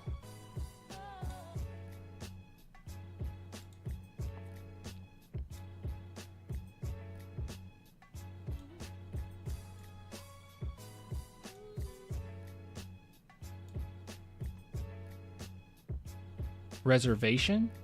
Reservation Dogs. Oh, okay. I read that wrong. What is...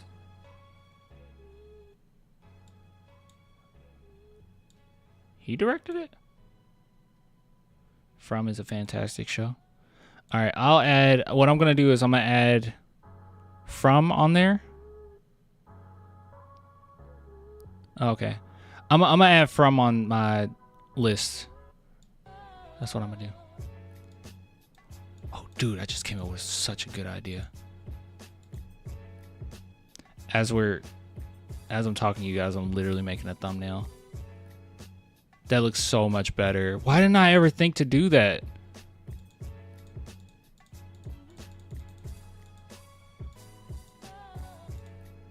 Okay.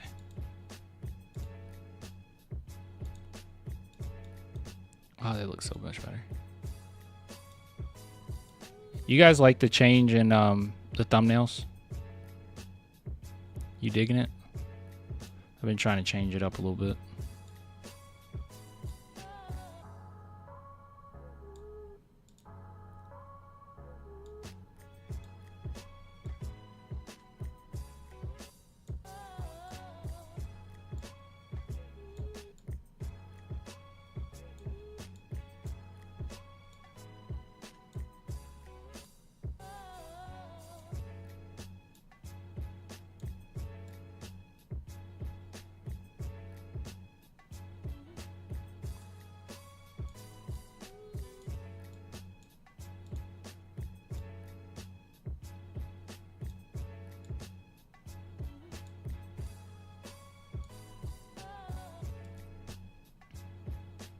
Heck no, Lonnie is old news. Someone mentioned Lonnie? Reservation, not Reservoir. I got you. Peaky Blinders. Oh, yeah. Gangs of London. Okay. Let me write these down. I probably should just put it on my phone. This is why y'all said it's like I'm 42. Okay. All right, let's write this down. I'm going to write down Peaky Blinders because I need to put that in my library. So I've been on Streamio. And I highly encourage you guys to get on that. That's how you can see everything. Game of Thrones. From. Let's see. It was something else. You said Reservation Dogs. I don't know if I'm like interested in. You said it was a comedy. I don't know if I'm interested in that right now. I like pretty dark things. Gangs of London, that's right. I'm putting that down because that was something I had down anyways that I wanted to see. Ah, Peaky Blinders, man. How did I forget Peaky Blinders? Gangs of London is more action. Okay.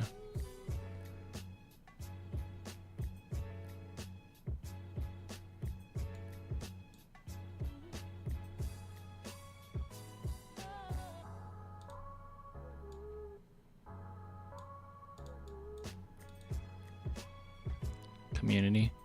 Yeah, I'm not into comedy right now. Even though I do love Childish Gambino, Donald Glover. Bad Sisters is dark. What's Bad Sisters about?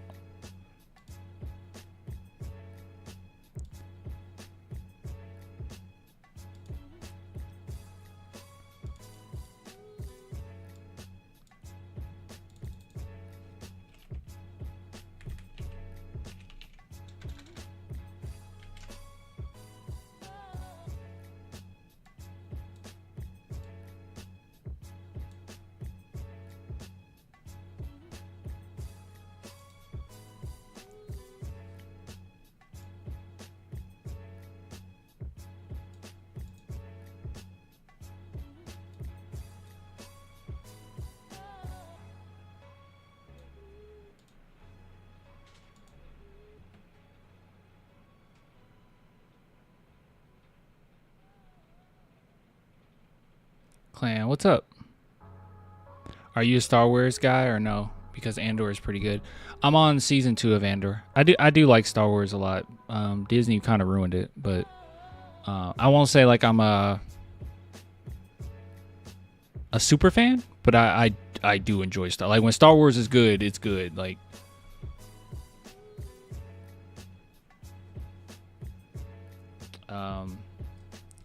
Right. Since you mentioned that, I do need to put Clone Wars on in my library too.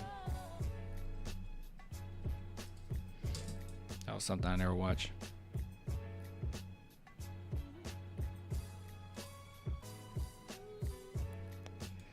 That was something I never put down, guys.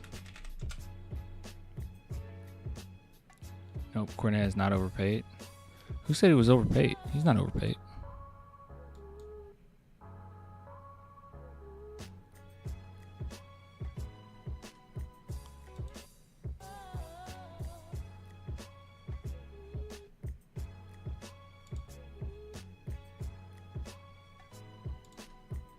I'm trying to make sure we got the...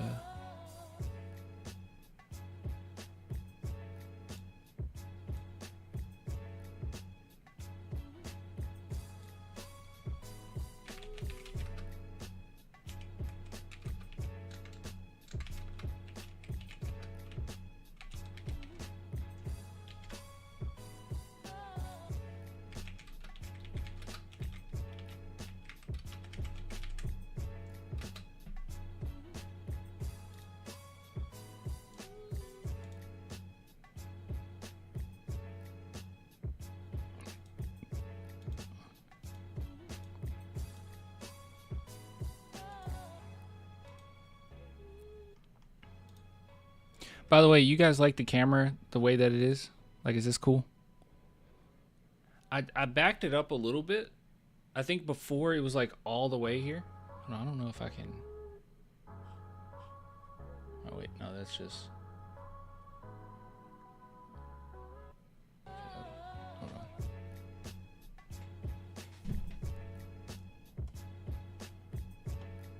No, that's as good as it gets. But yeah, you guys like it okay? I like the angle view. Oh, when it was up here. Yeah.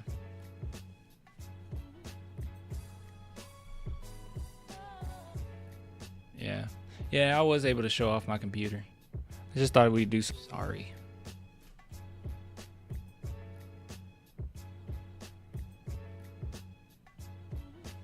I'm used to the old view.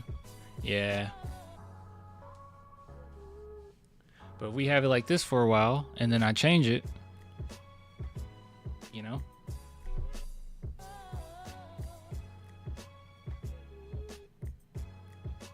It's good to switch it up every once in a while. Yeah. I got to change my graphics too for the live streams. I have to get somebody to do that. Old camera angle, old music was Prime Clan. The music, I don't know what to do because I wanted to bring the other music back, but now I got copyrighted, so I don't really know what they expect me to do. It's non-copyright music that's getting copyrighted. So like, what do I do? Yeah. Sorry, we'll figure it out.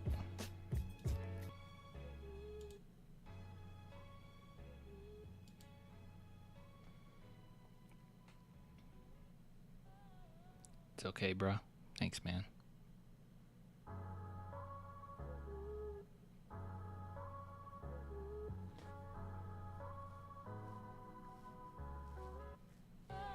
Clan, what don't speak about this enough? There's something about... Clan, I think you need to get rid of the doll. Which one? Sohan? You want to get rid of Sohan? Are you talking about Good Night Pun Pun? You talking about Pun Pun?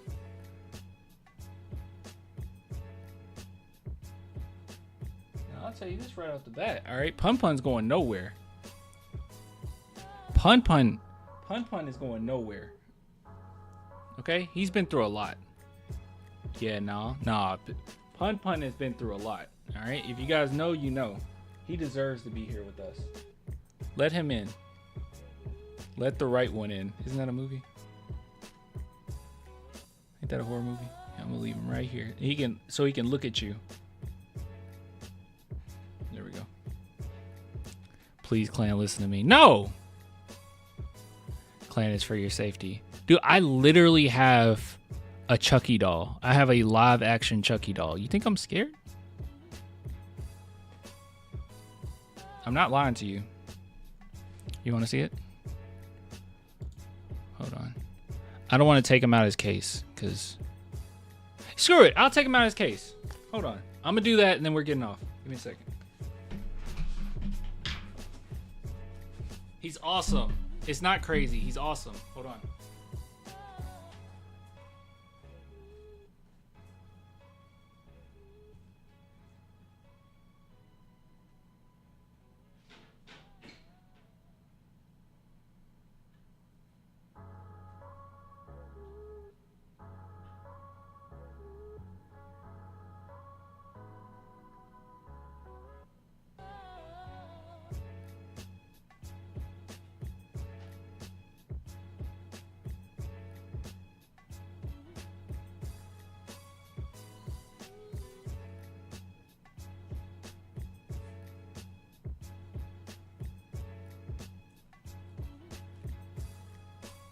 Okay.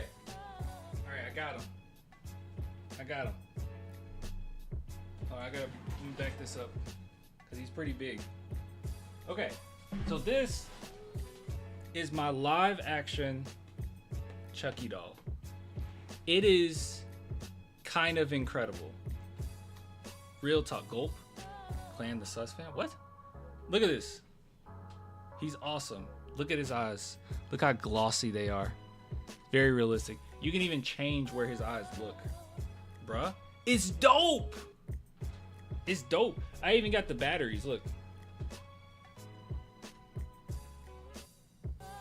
That Chucky is sick, bro. It was like $300 and something. Get rid of that thing. He's awesome. You can maneuver all this. You can change it up. I don't want to change it up though. Like I like how it looks. It's dope. Hold on. Let me show you the box. Hold on. Because I kept the box. And after you see it, you'll know why. Hold on. You can't really...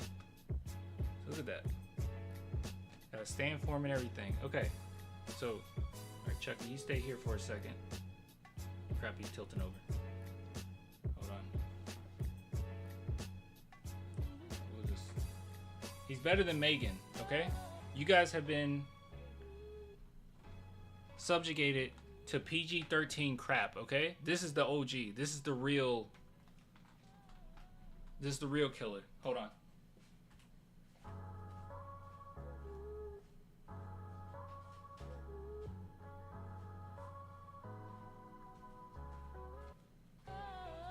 Look how huge this box is. You see this? It is a good guy box. It is gigantic. I can't even pick it up on the... Yeah, I can't even show you the whole thing. But look at that. It's beautiful. It's absolutely beautiful. So yeah, he's dope.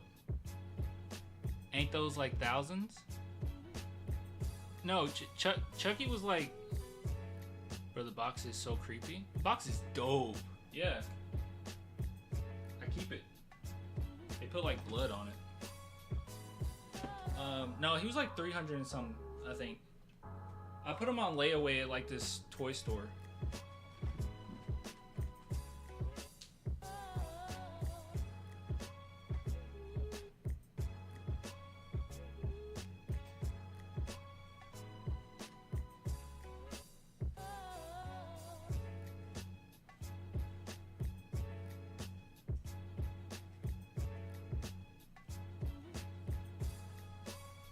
I even got a rubber ducky. Look at this. I got a Chucky rubber ducky. But yeah, I'm gonna go put him back in the glass case now. Let me go do that. I'll be right back. But yeah, he's dope. He's very dope. Attention to detail is wild, bro.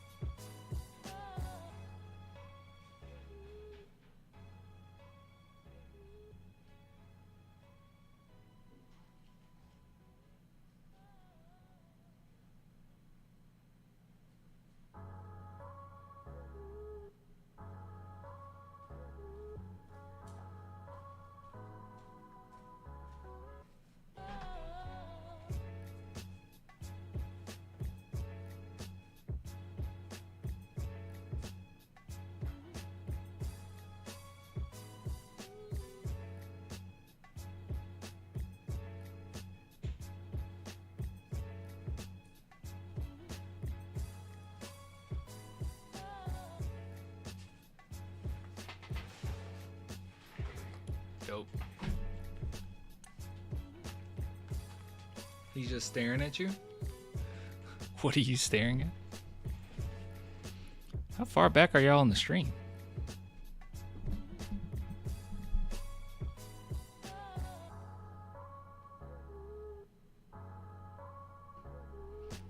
Our guy has fairy lights on the wall. Hey. Now we need Annabelle and Megan. Annabelle and Megan aren't as cool as Chucky. Chucky's like funny, charismatic. Chucky's actually dope. Put some Spurs gear on Chucky, please. I'm not gonna ruin it. It takes you out of the immersiveness of it, you know. If Chucky tries to kill you, the Sohan doll will protect you. Yeah, maybe.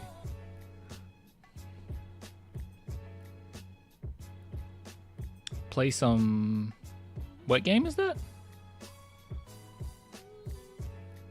TBD. What is that? It ruins Chucky. No, it makes him better. Yeah. Oh, Dead by Daylight. Okay. I don't play Dead by Daylight. I think I played it like once.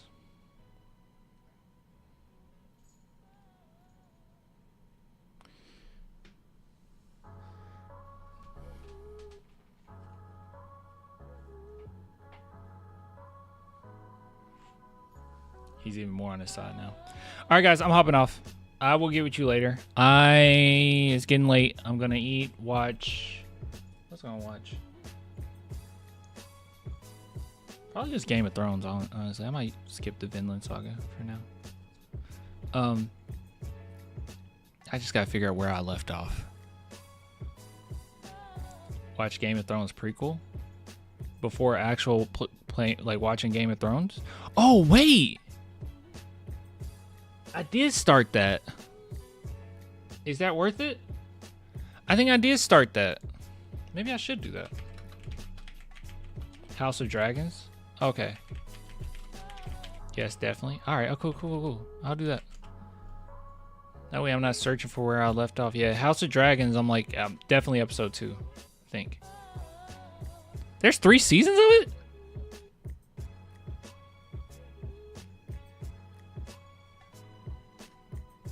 Said no, watch Game of Thrones first. Oh, dude, no, don't confuse me.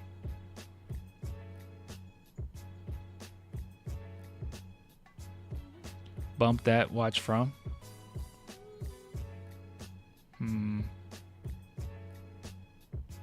I'm not the type that like can't jump from thing to thing. From is better than House of the Dragons.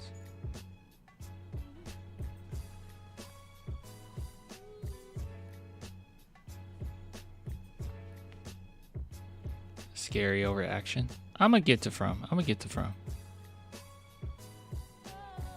Based on your movie choices, From is okay.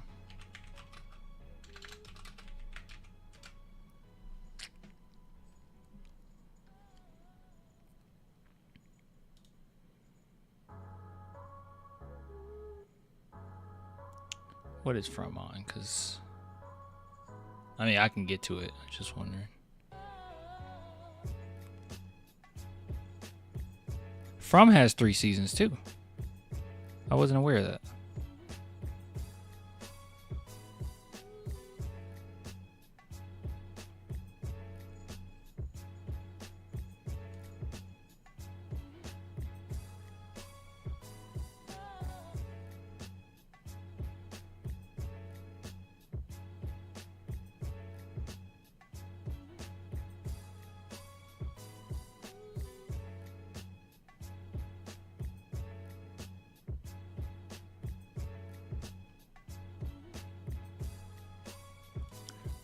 Looking up John Griffin.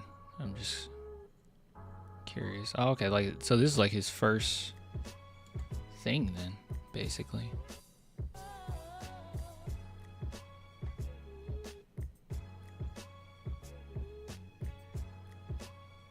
Sound like Spurs gonna get Yabusele. Yeah. It sounds like it. Strong interest. Yeah, it sounds like it. We'll see what happens. We'll be back live tomorrow, more than likely anyway. So unless like nothing happens, but if something happens, we'll be back. All right, guys, hopping off. I appreciate the love. I haven't decided what I'm gonna watch yet. Probably, I don't know. I could probably jump between the two. Maybe Game of Thrones. From does sound great right now, though.